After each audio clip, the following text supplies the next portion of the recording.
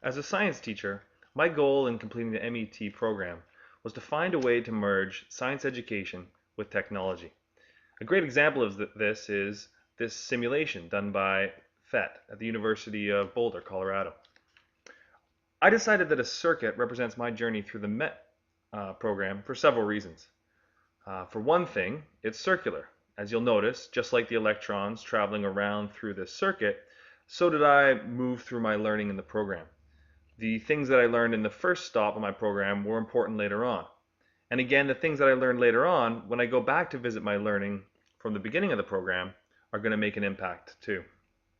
The other thing about a circuit is that it's made of different components.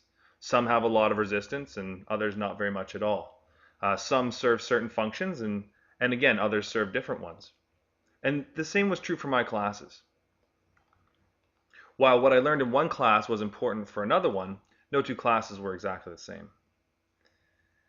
And the final thing about a circuit that represents my MET journey is the fact that all of these components have to be working together.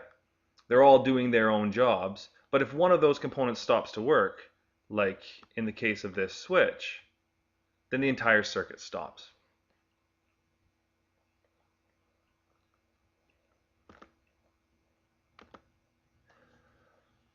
My portfolio is set up to give you guys a sense of my journey through the program.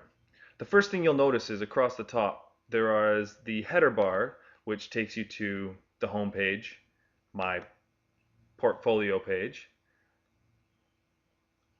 my rubric, and then a little bit about myself. Taking a quick look at the home page here, you'll notice there's a few things, for example, my purpose and my metaphor, which we're talking about now. Most of the information that you'll find interesting is going to be on my portfolio. This first page shows you my site map. And the site map is intended to give you the sense of how I move through my journey. Just like any circuit, you need a driving force. And this driving force is ETEC 590. It's what's propelled me through the program, but it's also what's helped me bring it all together. So in a sense, it's both the beginning and the end. And you'll notice as you travel from the battery, there's different components around the circuit. Now, each component has a different meaning, and just like each course had a different focus. These components happened individually, like ETEC 512 or 500, or they happened at the same time, like different courses I took later on. Not only is each of these courses serving a different function, but they also each held their own meaning. So you can follow your way through, and if you like, you can click on each of these individual components, and it'll take you to the individual page. If you want to get back to the site map, you can just go back here. If you prefer a more traditional sort of buttons based approach, then all you need to do is click on the buttons on the side, and likewise, it'll take you to those individual pages. So I'd like to show you just a few of the features of this ePortfolio. For example, some of the pages you'll notice, like in the page for ETEC 531, that I've embedded my artifact into the page itself. This multimedia can play right in the page, so by all means go ahead and start clicking on the Prezi and it'll take you through and you can see the entire presentation there. Or if you prefer, I provided a link which you can use down here to open it up in a separate page.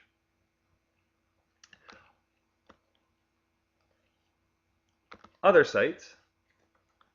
parts of the site will include metaphors which are embedded externally. For example, the tuning assignment that I did in ETEC 565A. You can click on that and it'll open up in a separate page.